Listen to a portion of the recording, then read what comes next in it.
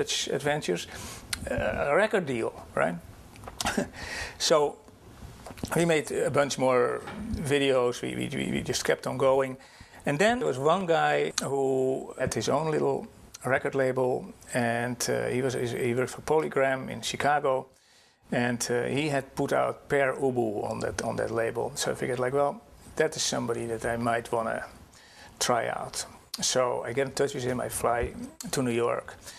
And that was Cliff Bernstein, who would later on go on to become the manager of Metallica, Red Hot Chili Peppers, Madonna, Courtney Love, you name it, Tesla, whatever, all these bands. So he liked it. He thought it was very interesting. Of course, it was not music, and it was not. You could certainly not distribute it as such.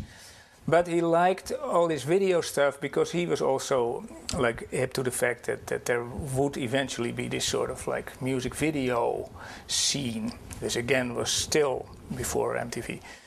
So he said, like, well, yeah, keep making these videos and so on. And then, like, this guy is obviously a great persona, etc. And then let's see, maybe we can do something, right? So we made a bunch more videos. We just kept on going. And then actually, like, the first music video channel all of a sudden popped up in LA. And they showed our stuff. And this was, like, very, very promising, etc. And then I remember traveling across country or something, and then at one point I was stopping over in a motel in Flagstaff, Arizona, and I put on the TV, and there was MTV, right? Okay, now what? It didn't feel good. It felt like we were the first to envision this kind of thing, and here it is, and it's big, it's going to be national, etc. And they're not going to want the screamers. Somehow that dawned right there and then. Now you see it, now you don't. 'Cause I will grab a hold of it, twist it, bend it, make it fit, turn myself into a hit, make this awesome image fit. Yo! How did it go from the narrative that you had of Minch into Population One? What became Population One in terms of narrative? Well, it was all determined by practicalities, right? I mean, I needed the narrative, and one thing that was extremely attractive about Tomeda is that he was such an American person.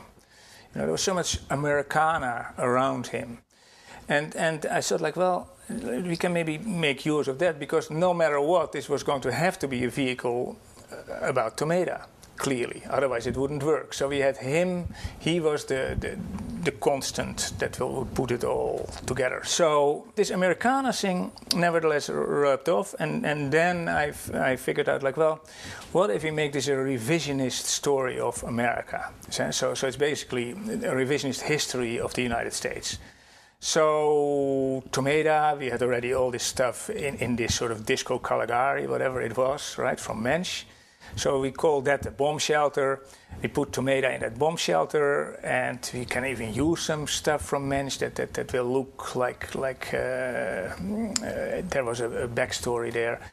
And he is the last man on earth. Why not, right? So, and of course, like it immediately gave this ironic twist, because now we could have Tomeda express his deep love for America, while America is gone. All right. So that's basically the angle that I figured out how to do this thing. And then, as much as I possibly could, I made this Mensch thing the backstory. And then some of the music videos that we did were all sort of more flashback-like, and also all of it told from this perspective of this America's population of just one. All right, so now we had sort of like a framework to continue with the movie, and to hopefully make it possible to fit all the pieces that we had shot over time and that sort of didn't quite hang together, to bring them together into a storyline after all. But we had no more money, first of all, and secondly, we now no longer at the studio either. Unfortunately, the former financier had sort of conspired with the landlord to have us kicked out of the place that we had built with so much effort and had turned into a great studio, and now it was going to be dismantled, and that was the end. So how to do this? Well, the answer came in the form of Tomeda's apartment. He was living in some grimy building off of Hollywood Boulevard with a boyfriend who actually was like a 9-to-5 guy. And we convinced him to let us turn that apartment into that bomb shelter. So we moved in, and it didn't take long, or KK had turned the place into this very bleak bunker. And we started to sort of piece the whole story together as we went. So every weekend we would come there, basically a small crew, KK, I guess, Joe Kaufman, Karel Struiken, Jörg Walter, the cameraman, myself. I think that was probably it. And we would just piece it together and shoot some stuff that often we just sort of wrote the night before. Sometimes Tomeda came up with something, sometimes I did, sometimes we were together. And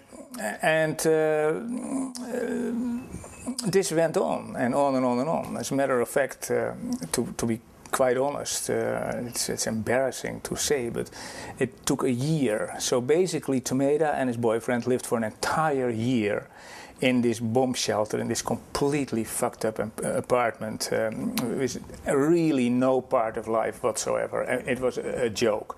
You could hardly get into the bathroom because there was a set built in front of it. You could hardly get into a kitchen. I don't even remember that there was a kitchen anymore. It was completely hidden. So it was really a place that forced these guys to live there as if they were the last survivors on Earth. I remember a few moments very, very clearly. At one point in the film, all the objects of the apartment, or of the bunker, I should say, start to move about. And in this day and age, you would, of course, do that digitally. But that didn't exist back then. So what happened there was that Karel Struiken, who's the giant who would become the Lurch, had this huge pole with fish line hanging onto it, and onto that fish line, like a hair dryer and a shaver and a mirror and whatever were glued, and that was used to sort of create this animated effect of all these appliances grooming Tomeda for a presidential speech.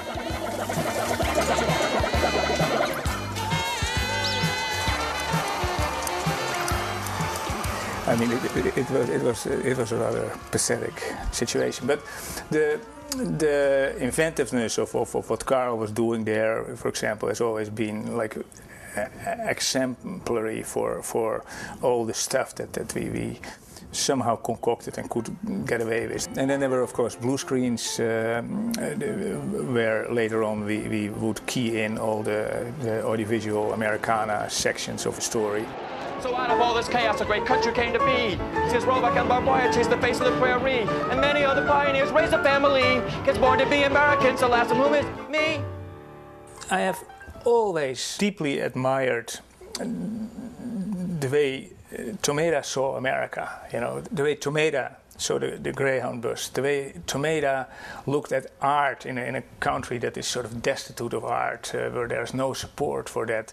So he would make art out of nothing, right? And he would be this strange, humble hobo who would move to New Orleans and then make enough artwork so he could just hitch a ride on a bus to LA and then sell these things for $25 a piece, and he would break even. This would be great. He couldn't pay any health care bills or whatever, I mean, of course, the poverty was at the same time, when you really look into it, sort of heart-wrenching in a way.